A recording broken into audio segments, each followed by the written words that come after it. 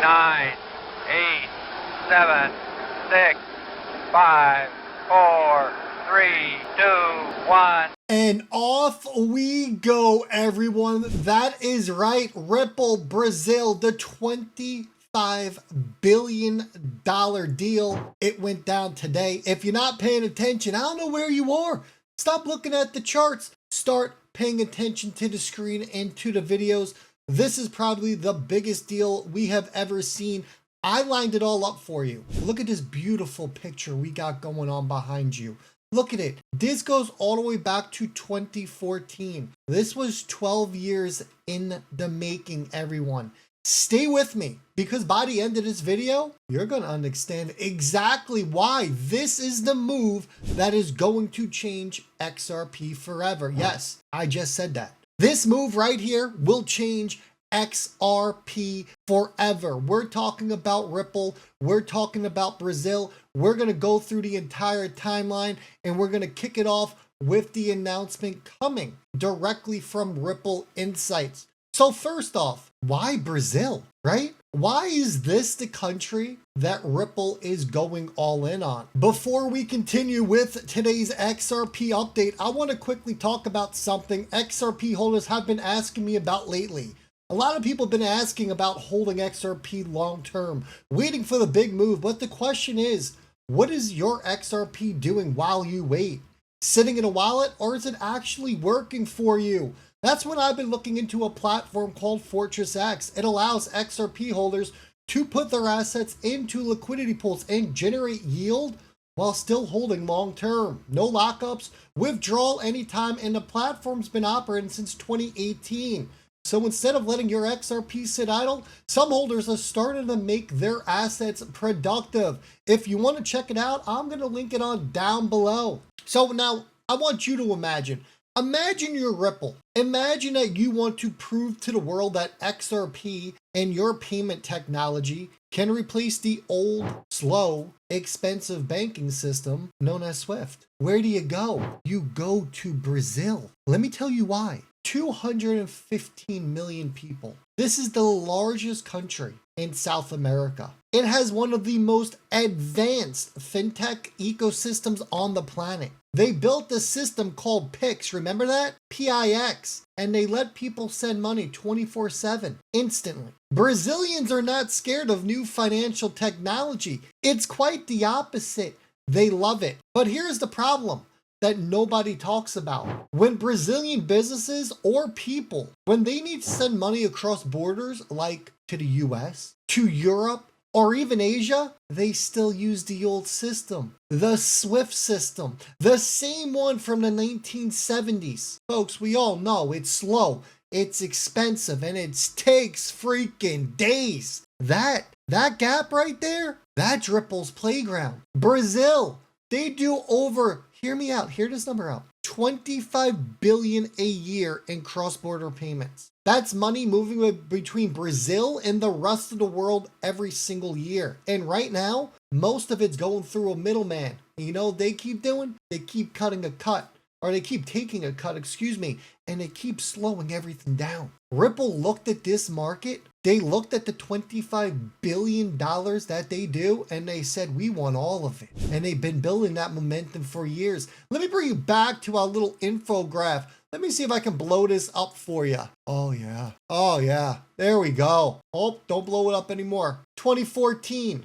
This is when it began. Early bank partnerships from Santander, Brazil. Remember that name, Santander? That's right. They're all over the place. And Brazilian banks, they joined RippleNet for messaging. January of 2016, Ripple opened its office over in São Paulo. December of 2018, 3 Brazilian banks on RippleNet, Santander Brazil and Itsu. They joined RippleNet only at this time in 2018, remember, for messaging only. 2020, Banco Remanto, it goes cloud native. This was the first Brazilian bank to run Ripple's software in the cloud, right? 2020, RippleNet messaging expansion, CDL expanded here. Then we get in 2022, Brazil passed the first Bitcoin law. This helped your institutional adoption. Remember the first bank to ever go live using XRP in August of 2022?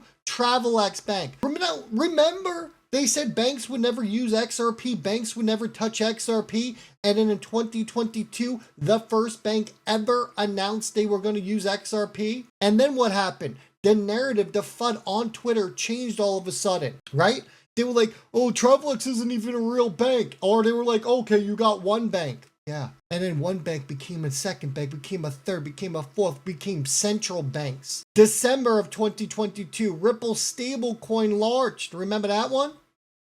October 2023, Burza Group launched the BRBL on the XRP ledger. 2023 as well, Umi Combo. They partnered here to move money between Portugal and Brazil. 2024, Ripple acquired Hidden Road. 2024, major expansion into the Brazilian market. Remember that one? I sure do. Check this out. Let's talk about the big picture here. The biggest picture. Is it on here? Did I list it out? I didn't list it out. But let me tell you what the biggest, was this it? Right here. Remember this one? 2019, Ripple pushing for XRP expansion over into Brazil. You remember when Brad Garlinghouse was meeting with the central bankers behind closed doors? I do. I'll never forget that. Garlinghouse personally flew to Brazil to meet with the leaders of the Brazilian central banks. Everyone at the time said it was nothing. Why would the CEO of a company be flying himself out to Brazil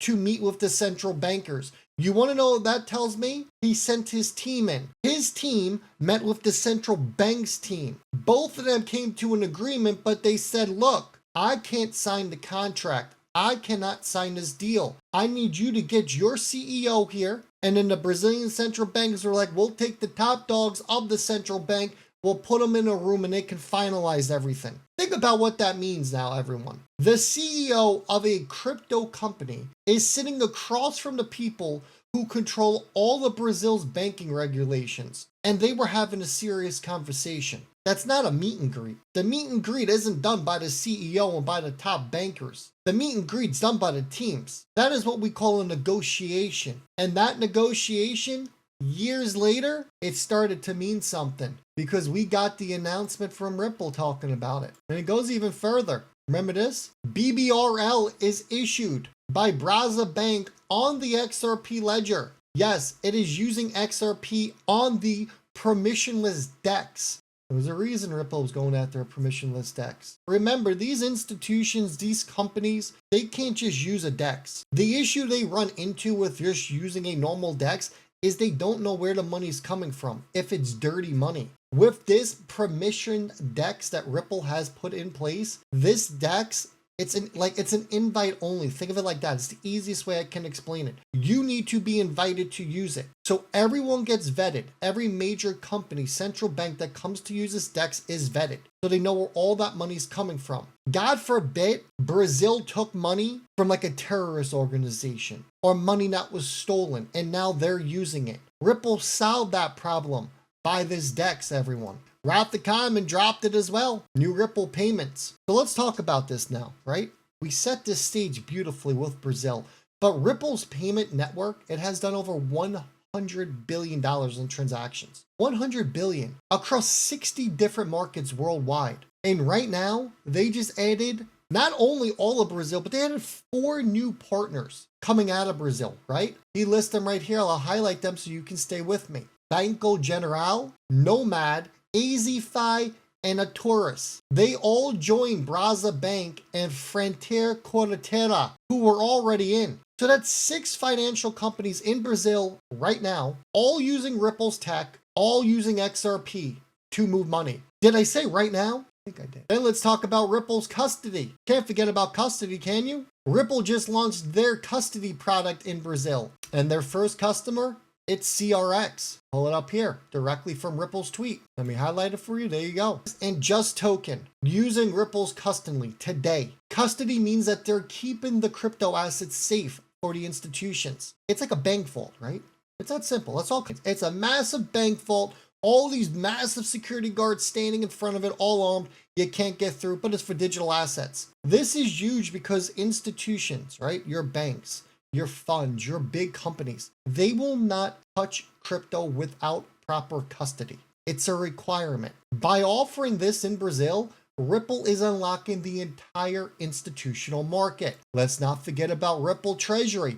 Are you starting to see why Ripple was acquiring all of these companies and how they are all playing into the bigger picture? Are you starting to see this? So custody is for businesses that need to manage their cash, right? Their working capital across all different currencies. Ripple is now positioning itself as a one-stop shop for Brazilian companies to do all that. And then we can't forget about the almighty RLUSD, because it just crossed a $1.5 billion market cap. And in Brazil, it's already live with Mercado Bitcoin. Yes, I know, funny name, got Bitcoin in it. Mercado Bitcoin, it is one of the biggest exchanges in all of Latin America, folks. RLUSD is live there, plus it's live on Foxbit and Repio. Now, here's what I want you to really understand, because yes, each one of those pieces, Ripple Payments, Ripple Custody, Ripple Treasury, RLUSD, they're all its own piece of news, right? That's a good development. But when we look at the entire package that Ripple has put together in the same country, that is a complete financial stack takeover. One provider, every layer of the financial system, payments, custody, treasury, and stablecoins. And Ripple just became Brazil's financial backbone. But there is one important piece to all of this, and I believe that Ripple mentioned it in their article. I could be wrong. It's about the license that they need to get over there right here. There you go. The VASP license, okay? This is probably the most important part of the entire story. Let me explain to you what this is. So they filed for this license through Brazil's central bank, okay?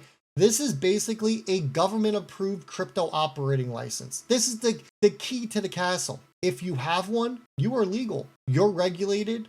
You are recognized by the government for your crypto company in that country. Think of it like this. If you want to open a pharmacy, you can't just walk in and start selling medicine. You need a license from the government that says, yeah, you are approved here. You will follow the rules. You are legit. A VASP license, same thing, but it's for crypto. And this is the last piece to your puzzle, because if Brazil's central banks approves Ripple, that is a green light for XRP cross-powered flows, right? Running legally, running all compliantly, and at full scale inside of one of the most advanced fintech ecosystems in the world. Now, what does this also do? This sends a signal to every other country in Latin America. If Brazil, the biggest, most sophisticated market in the region, has officially licensed Ripple as a VASP, why wouldn't everyone else follow? This is how Ripple wins a freaking continent, everyone. Do you understand that? That is how big this is. This is absolutely insane. You know where this is going. This is what you call adoption. This is one of those many switches that Brad Garlinghouse told you about. 6 payment companies, 2 custody clients, a stablecoin on 3 major exchanges, a VASP license application, which is going to get approved, coming from the central bank, Brad Garlinghouse in the room with regulators personally. Folks, this isn't a company who's just dabbling around in Brazil because they're bored. This is a company that has decided Brazil is going to be its flagship market, and it's betting everything on winning here. There is no losing. This is nothing but that's a win. Look, the story of Ripple in Brazil isn't just about one country, right? It's the blueprint. Prove it works here with real banks, real regulators, real volume, and every other market in the world becomes an exact template copy. But don't cross it out. Delete the name on line 1, update the currency on line 2, insert the new country, new currency, you're good to go. Give them a flash drive, tell them to plug it in, open up the little command prompt, the PowerShell, run this command, you are up and running, everyone. 25 billion in cross-border flows, 6 payment partners live, custody launched, RLUSD on 3 exchanges, the VASP license filed, and it's going to get approved. Ripple hasn't just entered Brazil, Ripple just took over Brazil. Hit that like, make sure you subscribed. I'll see all y'all